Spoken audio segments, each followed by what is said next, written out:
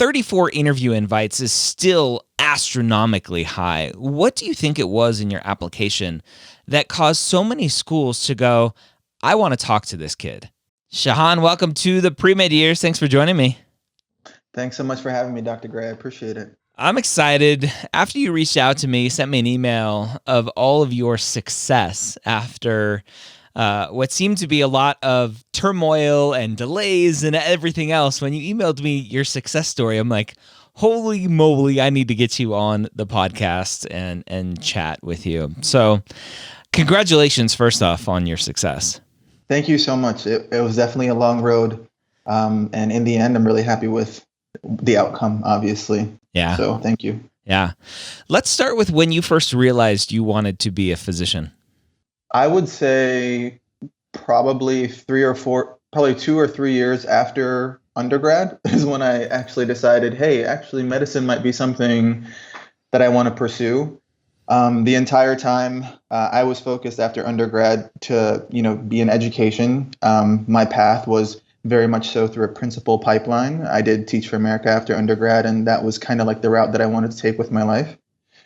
And personal experiences, having my kids, also some, family illnesses. Me personally, I also had to have surgery, during this time. And all of these kind of experiences snowballed into maybe I should look at medicine as something that I can pour my heart and soul into.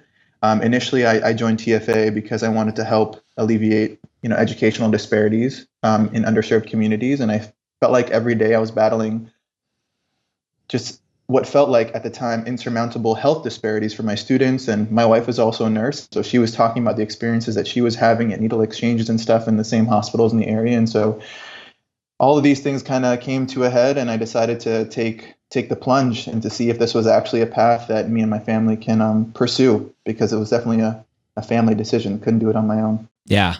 With having a family as a non-traditional student, going back through that journey, going back to medical school is definitely a conversation that has to be had. When you were in undergrad, there was no inkling like, oh, do I want to do teaching or do I want to be pre-med? Like pre-med was never on the radar. It was until freshman bio, and I was like, nah, I'm not okay, so it was there potentially. It was, but yeah, I mean, it was like just like with anything, when you start off, like I felt like the world was the oyster. I was also thinking like, oh, I wonder if I will be a small business owner, or I'm going to look into getting a PhD or becoming a professor one day. But yeah, I think all those things kind of like slowly but surely found my way into teaching, and that's kind of what I wanted to do right after undergrad. Even though I didn't even major in education, TFA. It was just something that I pursued like during early part of my senior year. Yeah. And everything worked out, and that was the decision we decided to go with. Did you have any family that were in healthcare, like parents or aunts and uncles? No, I'm first gen everything. That's what I call it. So first to go to college, first to pretty much do a lot of things. And so it was kind of like making my way through this really convoluted path of college, and also work, like life after college, moving. Yeah. We moved, a lot. And then also applying to med school. I would say I have a lot of people in the healthcare field that are in my family that do a lot of different types of things, but more like CNA stuff, assisted living, that kind of thing. But no one who's, at that time is in healthcare in any formal capacity. Yeah. So you're out with Teach for America, and you have this kind of light bulb, like maybe I'm meant to go to medical school and help this on the healthcare side for these students. What's the first step that you take to even ascertain what you need to do, or if it's even possible? Google's your friend. So the first step was sitting on your computer and can I have how to become a doctor after college? That was part of it in my Google search. I also, moving from Miami to Baltimore, I went to, the University of Miami for undergrad. And so a lot of my connections to my alma mater were very regional, not a ton of alum in the Baltimore area that I know of or that I knew how to get in contact with. So it's not like Miami's alum are very useful anyway. I mean, nothing like Gator alumni. Okay, Gator. Really chomping on the hurricane over here. Yeah. So to that point, yeah, it was just one of those things where that network wasn't as maybe as accessible as I wanted it to be. Mhm. Not to mention I'm also working like, Yeah. 85, 90 hours a week. It's not like it Oh, was an that's it. easy thing to do. Yeah. I mean, like first and second year teaching is not well, let's just say I'm ready for residency. I guess you can say that, right? Like, well, I think I'm ready You time-wise. think you are. We'll see. You're never ready. Yeah, we'll see. Yeah. Yeah, so I just started cold calling a bunch of doctors, actually. Like Okay. I probably cold called 100 doctors or emailed. So a combination. 100. Yeah, I get close so to many that. messages from students like, I called 3 doctors and they all said no. I'm like, keep calling.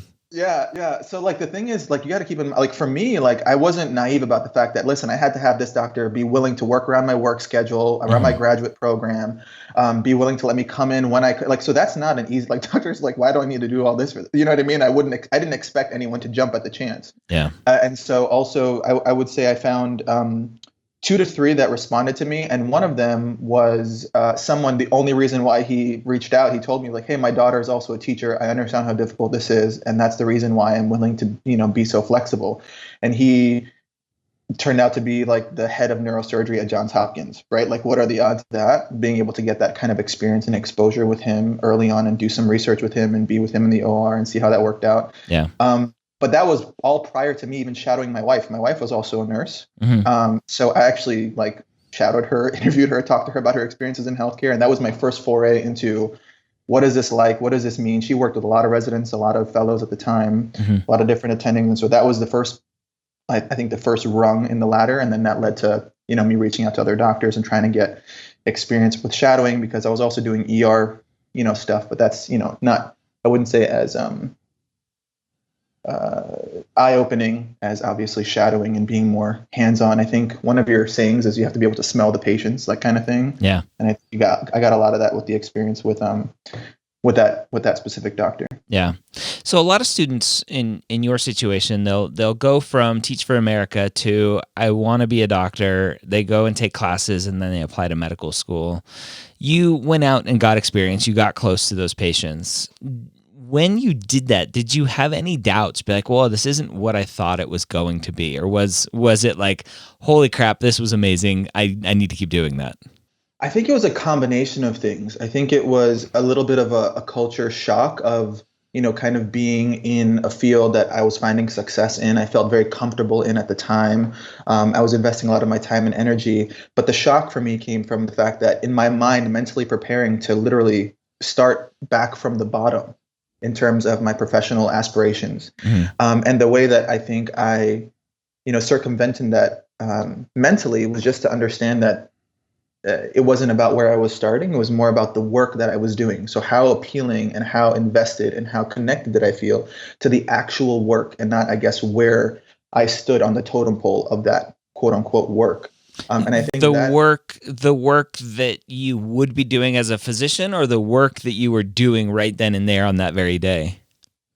yeah, the work that I would say the work that I would be doing as a physician, because Okay. there was nothing I think that from my experiences that shocked me and told me this is not for me. I Mhm. think every experience led to, well, I want to see how this works and I want to learn more about this and I want to, kind of get more of an exposure to, how to read a film. Like there were so many different things that I think I was able to kind of spread my fingers into different networks while being with, in the different fields that I was in, because whether it be talking to other nurses that, my wife's colleagues, whether it be with, Dr. Rigamonti connecting me with other people to shadow, whether it Mhm. be with seeing different services in the ED, that kind of thing. And so with every different experience, I felt like, yeah, this is something I could definitely feel myself doing because it wasn't a decision I took lightly. It was something that I needed Yeah. to be certain of before we decided to take the plunge.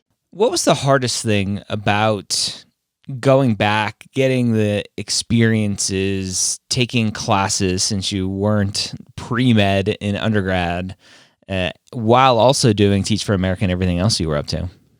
I would say that it was so I like finished my post-bacc like almost 3 years ago. So Mhm. like I'm just starting med school. So I would say like this year. So I would say for me, the biggest was, the setbacks and the failures that hit you. I mean, I guess you can, I mean, yeah, what I call them I would call them setbacks probably more so than failures. But Mhm. I would say those hit me really hard because as someone who's like really driven and focused, like many pre-meds are, Hmm. you have this plan for your life and you want it to work out a certain way. And then when it doesn't, it's like you have to kind of rearrange or figure out what's the other route that you want to take. And that's not always an easy thing to do when you're like thinking about like planning for your family, where we're going to be living, how much is this stuff going to cost, like all this kind of ancillary duties that you have as a Yeah. parent, as a husband, and all these things. So I think those setbacks were the toughest for me. Um, but I feel like there was always, it's not a plan B to the plan A, but what happens if this plan A doesn't work out, how do I still get back to plan A? Yep. In a way that makes the most sense. And so for me, I think that was, really beneficial, and also having a really strong support system in my family that were willing to support me in regardless of whatever those setbacks were. Yeah, so I would say, yeah, those things.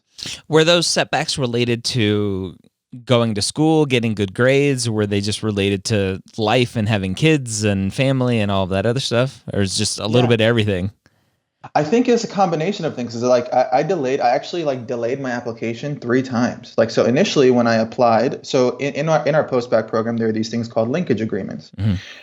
And I initially applied to one school through a linkage agreement. The way it works is you only apply to one school. You don't even have to take the MCAT sometimes, and you just directly go to that school. Yeah. So when I applied for the linkage to that one school, I was really disappointed because I had done really well in all my post-bac classes, 4.0 throughout the time there.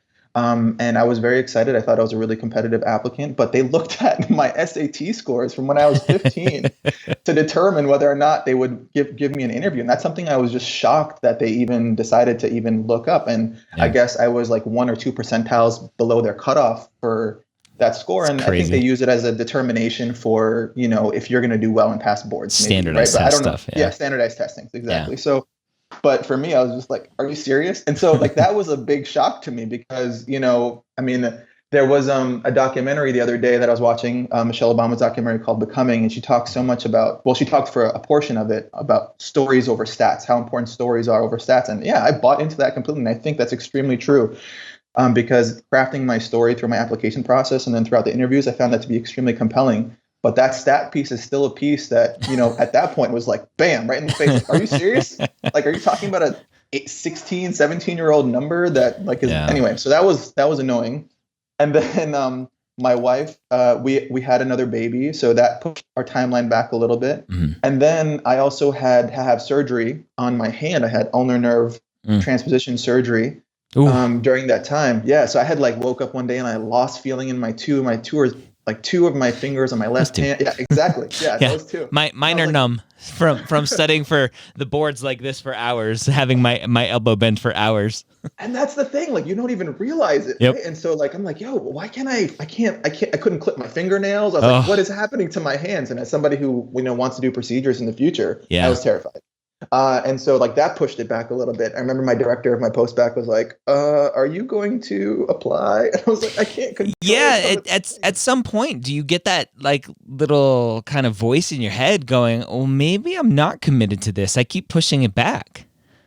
I think I can see how that could be a thing, but for me, I think there was always I was always working toward it, right? Yeah. So it wasn't like I got off the train. Like train was still going. I still understood what the AMCAS timeline was. I still understood who I needed to get letters from. I still like had some. I still kept in contact with everyone that I needed to keep in contact with to keep the engine running. Yeah. So I was ready to execute. I could execute, right? And so like, even if that meant like, I remember I was studying for the MCAT in the hospital when my daughter was born. She was sitting there, she was asleep, mom was asleep, and I had my AMC flashcards out, like reading through and because I was always on the train, I didn't plan to get off of it. So it wasn't something that I was considering at all in terms of like, is this for me? Is it not for me?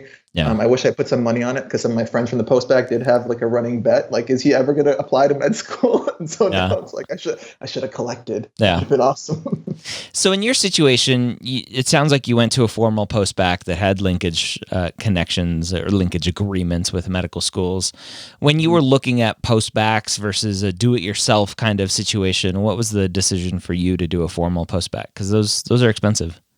They are. I looked at it as an investment and also a time commitment. Like it's easy to look back and say, well, I had all this other time that I could have like taken my time and done it, like part time.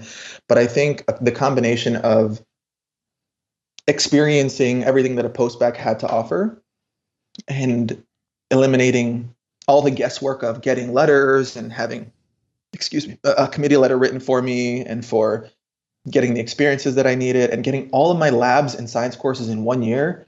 I mean, it was just worth it at that time. And I looked at, okay, we're looking at what the numbers were, maybe like 5 to 7% of what overall like student loans might cost. And then I also looked at the potential for, getting some kind of aid or scholarships for med school out of that. So for me, it was kind of like an investment. And also I was fortunate enough to go to college on a scholarship. So I didn't have a ton of student loan debt. So that's a privilege that I had, not having a ton of student loan debt going into, this whole, career change. So that was something that weighed heavily on me. And then during my interview sold me. I mean, I interviewed and I remember there was a professor and she was teaching organic chemistry and it was just so compelling. For me, I was like, I didn't want to be anywhere else except there. Yeah. She was literally teaching stereoisomers with like a chemo IV in her arm because she was, battling cancer. And I was just like, I want to learn from this person. I want to be here. This seems like such a special place. Yeah. And so for me, it was like no brainer at that point. Was there a part of the decision at all, part of the algorithm that were you needing to overcome poor undergrad grades? And so you're like, I need to go to a competitive formal post-bacc and do as well as possible to overcome earlier grades, or were your grades fine and you just wanted to go to a place you felt was a fit? Yeah, my grades were good, thankfully. I graduated with high honors from, Miami, but I didn't really take any of the science courses. I think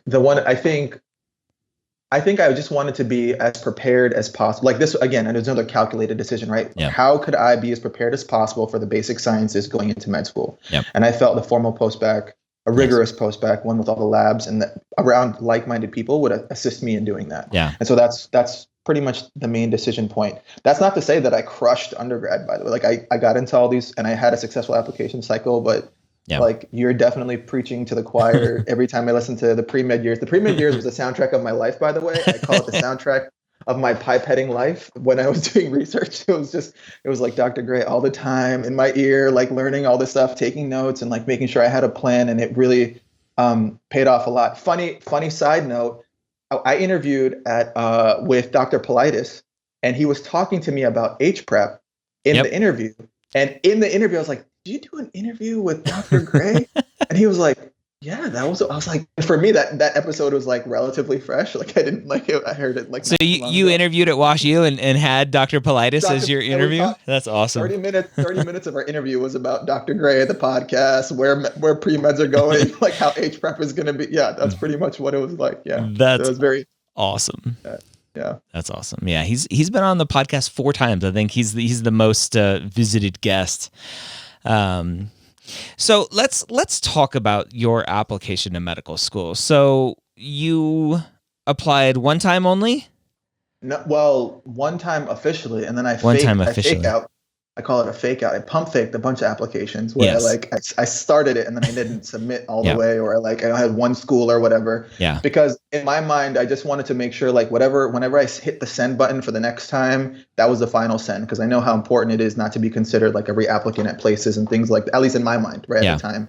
Okay. I wanted to be like, one shot, that's it, I'm done. But obviously I just wanted to make sure like everything was in and I had no other issues because of all the other stuff that came up. So no other babies on the way, nothing else happening. Nothing else popping up. Yeah. I definitely had a bunch of pump fakes. I had I started and stopped the application, I think like 3 times, and I submitted it once before, and then it was like 2 years, and that was the submit. I think was the linkage application. Okay.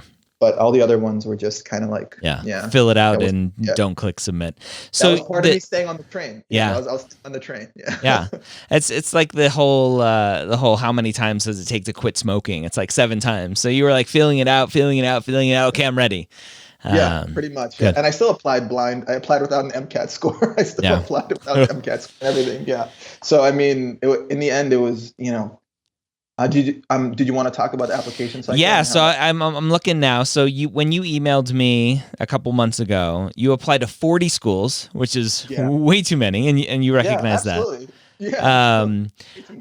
Interview invites to 34 schools. You interviewed at 21 and you have 10 acceptances and a few wait lists. Yeah. Well, 16 now. Well, at the 16 time. acceptances? Yeah, and then the rest were waitlist. Yeah, it was good. It was a fruitful cycle. I would say so. You alone, like speaking of the butterfly flapping the wings, causing a hurricane on the other side of the planet, right? You alone, actually committing to one school, like was a domino effect for everyone else coming off of a wait list at multiple schools. Which I'm really happy about. I Yeah. mean, I think, and I was fortunate to I could decide early, so I didn't have to mess around too much with figuring out like one versus the other. But I would say like the entire process was extremely humbling. Like I said, I applied completely blind. I didn't know, well, in terms of blind to my MCAT score. Everything else was in. I mean, we could talk. I mean, I had pretty much overall GPA was really good. Post-bacc was, I did well in the post-bacc, and that was because I treated it honestly like I was so invested. I treated it like a job. I didn't mess around. It was something that was really important to me and my family. I mean, I studied for that MCAT like religiously. I would say that my study and my preparation was part, and that's part of why I felt comfortable applying without it, because I had very consistent scores up until that point. Did you play the whole apply to one school game and then you added other schools when you got your score back? Or you're like, I'm fine. I'm going to do fine. No, that's it. Yeah, no. After how many pump fakes, I was like, this shot is going up. Like Yeah. I'm done. This is it. Like I'm just gonna whatever score I get is the score I'm gonna get. Like and I wasn't looking back at that point. And so what'd you end up with on your MCAT? I got a 519 on my MCAT, which was good, I think. Yeah. But to be completely honest, I was not to be obnoxious, but I was a little disappointed because I was scoring, nothing less than a 522 on my other practice tests. But that just shows, just to emphasize that buffering those your points and your expectations is extremely important. I mean, at the time, like Yara was 2 months, and I think I got 3 or 4 hours of sleep before the MCAT, because I mean she's 2 months old. Like, and although you plan like I'm gonna go sleep in the guest in the like on the floor, like you hear stuff, like things happen, and it is what it is. It's fine. Like I did come out the MCAT thinking I crushed it though. I was like, I crushed that test, the 528 for sure. But the other people crushed it too. So it was. I would say for me, just felt very comfortable to be so successful, I think, in that, and also studying for it. As someone who was in education and as an adult learner at that point, and not someone who was trying to figure out how I learn, I approached every section very differently, because I felt like for me personally, like I took them differently. I feel like they tested different skill sets and the way I processed information, and that was very helpful to kind of figure that out for each section. MCAT Reddit is a godsend. I felt like that was a ton of help on there. I mean, you can pretty much study for cars and psych soc like tomorrow if you wanted to. Yeah. Well, let's talk through the application a little bit, because having a 4.0 or whatever, as close to that as possible, post-bacc GPA, a 519 MCAT score, like 34 interview invites is still astronomically high. What do you think it was in your application that caused so many schools to go, I want to talk to this kid? Honestly, I think my application was very well thought out and put together in a way that made a compelling case for wanting to go into medicine with the evidence that supported it. I think that's part of it. The other part of it is, I mean, I did a lot of things, Dr. Gray, before I applied to med school. So, I mean, I had like 10 recommendation letters. I don't know how many people read all of them, but on every single interview, they talked about the recommendation letters, and some of the things that they found really compelling about them. Mm-hmm. So I think those two things were important. One, a extremely well crafted, narrative, not only personal statement, but like every single. And you were like, I mean, instrumental in figuring out how to craft that story through all the experiences that led to the same, I guess, thesis of what this application is, right? Or what my application was, who I was. And I think everything kind of led back to, this is how this story and this is how this experience affected me as a human being. Yeah. And that is why I wanted to, go into medicine. And I think every one of those experiences, coupled with the length and duration of the experiences, with a personal statement that made sense and was compelling, and the recommendations, I feel like all those coalesced into a really well thought out application. Not to mention all the secondaries, obviously. So you have to put that in there too, in terms of how you want to communicate, your interest to the school and the secondary. So yeah, I would say that. And to be honest, I mean, how much do I know about that's like how successful that was? I mean, I don't know exactly what was the most important thing after I Yep. left or before they decided to send me an interview invite. I mean, who knows? Yeah. So that's just from my perspective, what I think was the most compelling. Yeah. Even after like going to the interviews and hearing what the interviewers have to say. Yeah, it's such an important part. Right? A lot of students in your situation, the ones who don't get all of those interview invites, the ones who go on an interview and don't get the acceptances, they don't know their story. And it sounds like you knew your story. And I helped you craft that a little bit with your personal statement and descriptions and stuff. But at the end of the day, you knew your story. You knew the power of story. Even talking about Michelle Obama's Becoming, which is a great book. I really love that book. I didn't know it was a documentary too. I'll have to check that out. But the story is so compelling to understand, right? You weren't just a robot of, oh, look at my great grades and then look at all these things I've checked off.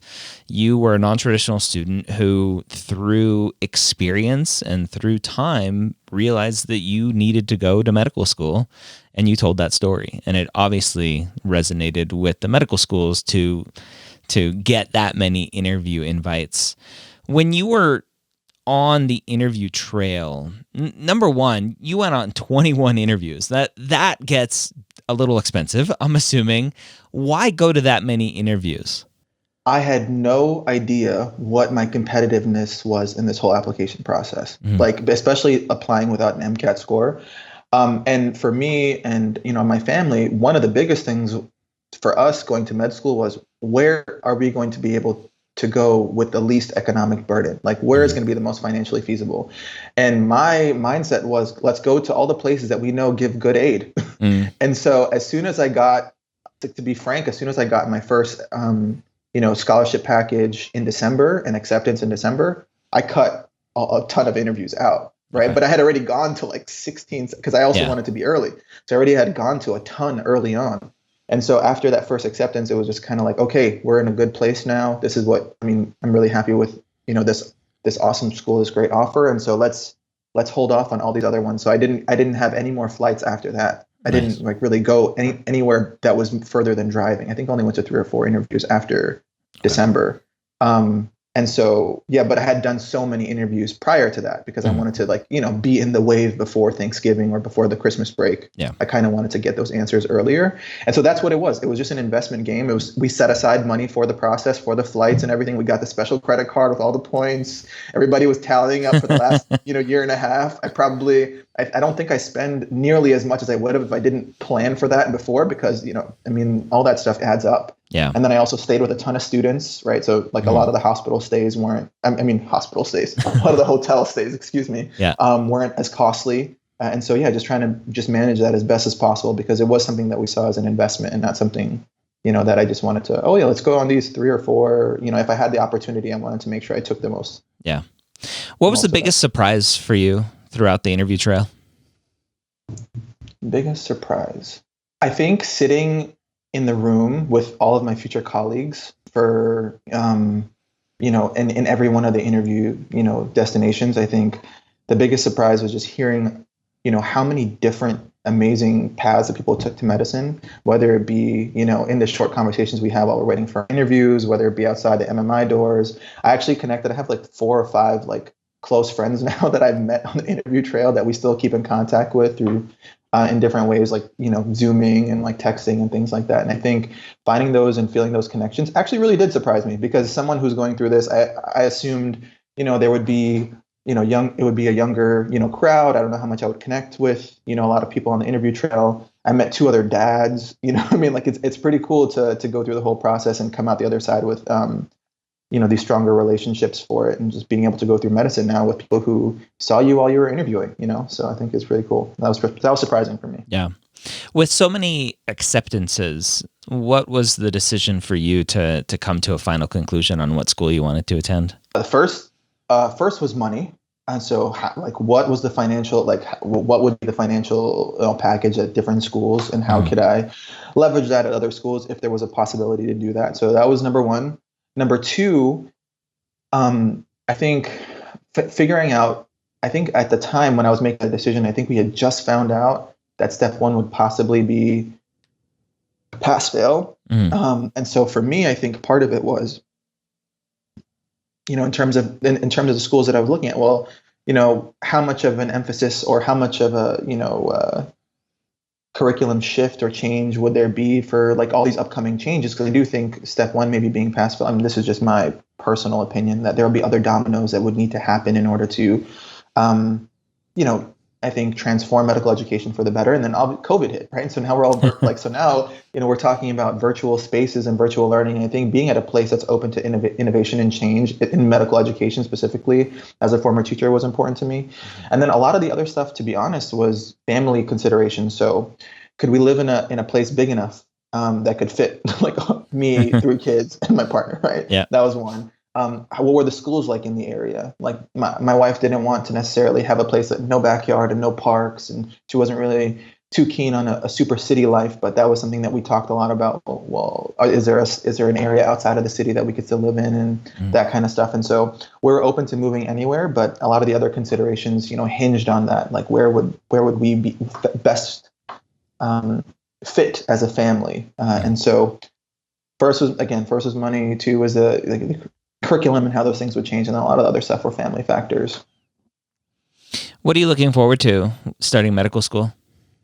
Yeah, so I decided on a school. I'm going to be going to Harvard in the fall, which is really and for me, just it feels like a dream come true. Doesn't feel real yet. We've been connecting a lot of the students in a lot of different formats, virtual, phone call, and stuff, like incoming students who would be attending. And so for me, I'm really excited about getting to learn and alongside my classmates. I mean, it will be virtual first, but alongside virtually, my classmates, and kind of just get to know all these awesome people that I'm able to, learn medicine alongside. Because I think so far it's just been just a great opportunity to connect with people on this journey with you, and so that's really exciting for me. I also just bought an iPad for the first time, So Harvard doesn't give you one? Come on. I wish, right? We're still waiting on to see if we get a little tech stipend for the iPad stuff. So, I mean, for me, I think learning how to learn in this new age of using all these apps and stuff, I think that's really interesting, because it's something that, I mean, I just threw out a ton of notes that I had from undergrad, and I was like, man, if I had all these saved somewhere, it'd be nice to look back at them if I wanted to every once in a while. Yep. So yeah, I'm excited about that too. Just kind of jumping in and getting started. If you could go back and change anything about your pre-med journey, what do you think you would change? It's difficult to argue with the result, right? So, and I'm definitely not someone who looks at, I guess, life as this discrete timeline. As, well, you have to hit this milestone by this age, and this milestone, and you have to be this, this far along in something at this age. And so, because I think so much of that social construct of meeting these milestones professionally or even personally in your personal life can hamper your ability to enjoy the now. Yeah. And so I think, I think for me, looking back on it, there were moments, in the middle of that it felt like, how much am I losing by continuing to pursue this? And I think if I change anything, I think I would have just been a little bit, I would have fast forwarded my mental flexibility and it eliminated my cognitive dissonance for all of you psych-soc MCAT studiers. Try to eliminate that more and just try to focus on, the journey, because I mean, it's long, man. Now, I'm looking at another, God knows, you know what I mean? You're looking at med school, residency, all this stuff. It's not around the corner. So I think focusing on the fact that I'm doing what I wanted to do, doing what I love to do now, instead of in this much time, then I'll be a resident, and in this much time, I'll be an attending, and in this much time, I'll do research here, and all that stuff. The process is so long. You're in medicine, right? And you're going to be doing what you want to be doing. And I think enjoying that and, living that, I think figuring that out earlier would have been more helpful for me psychologically, but thankfully I feel comfortable with it now. Yeah.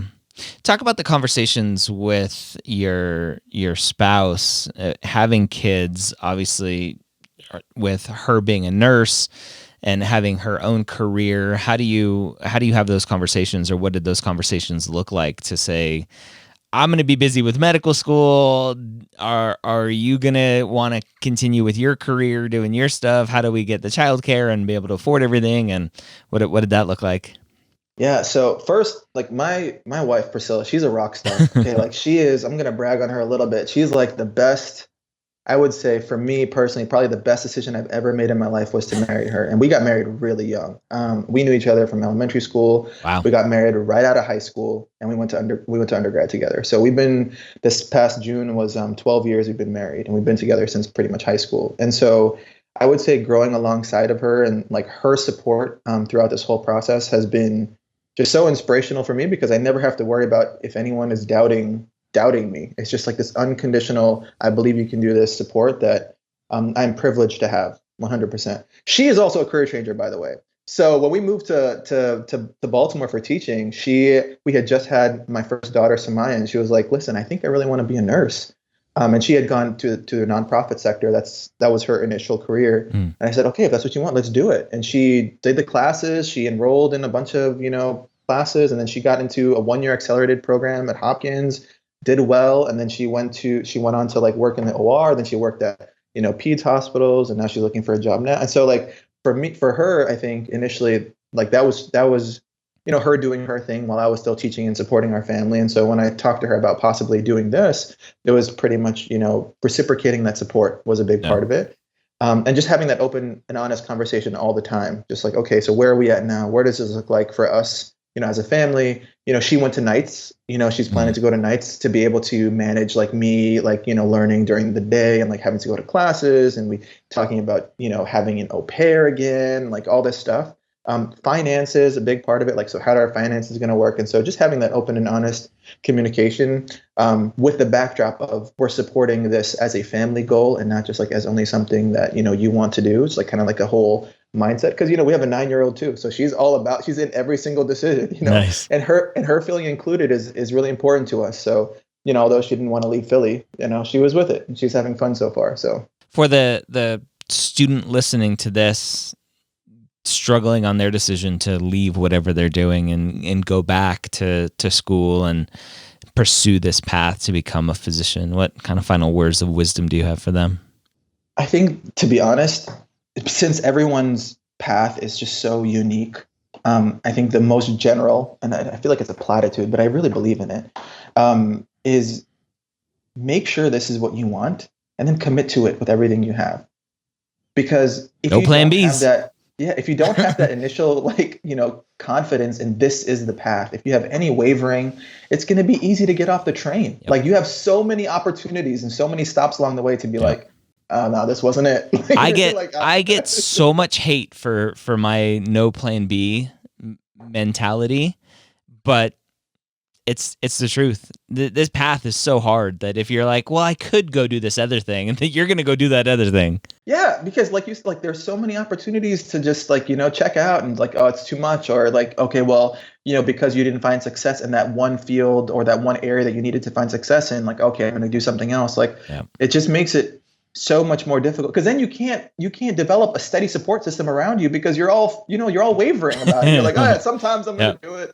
Yeah. Sometimes I'm not. Like, so then who's going to be there to like want to support you if you're like waffling and you're flaky about like, what you want to do? So like just be sure about it and then honestly just commit to it and find every single opportunity to make sure that it happens, because otherwise, you're going to be there. I mean, you can list all the different ways that you can opt out. You can opt out from, not doing well in Orgo to, not wanting to study for the MCAT to, not crushing your interviews to, residency stuff. To like having kids and you're like, never mind. Yeah, forget it. It's not worth it. You know what I mean? Yeah, absolutely. So, I mean, I think all that is part of it too. Well, awesome.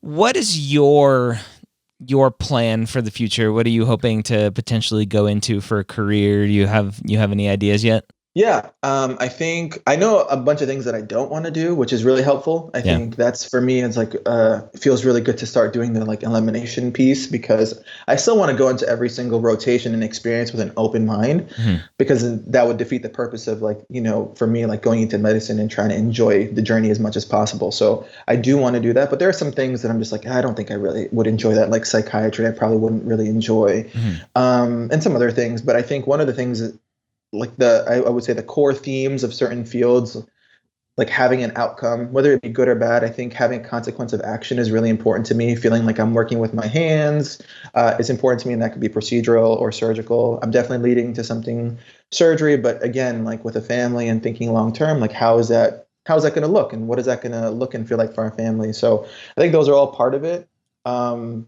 Yeah, so I think that's what I'm leaning toward. I also, I think I'm just trying to also figure out all the things that, medicine has to offer. I just got an IG account and I started putting stuff on Instagram because I didn't really like have an Instagram before. And then Yeah. all the new incoming students like, oh, you don't have IG? I was like, oh, okay, I guess I'll get one. And now you need a TikTok. No, I don't know, but I just figured out how to do a story on IG. Yeah, so at Future Dr. Han, if anybody wants to follow, I guess. There we go. But it was, for me, it was just like, it's just going to use it as like an opportunity to like have a journal of what this whole process was like. Because sometimes it's so hard to like remember, what did you do at this time? Like this. That's what like, MAPT is for. right.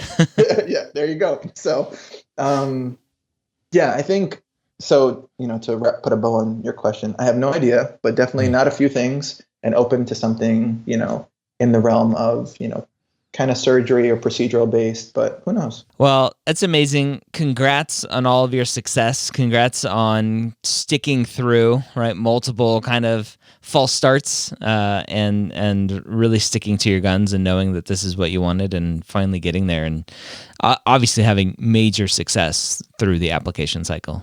Thanks so much, Dr. Gray. Words cannot express how integral your role has been, either personally or through the podcast or your books. But I would say I don't think I could have been nearly as prepared if it wasn't for all of your materials and the things that you're doing. So I really appreciate you. Thank you. Thank you.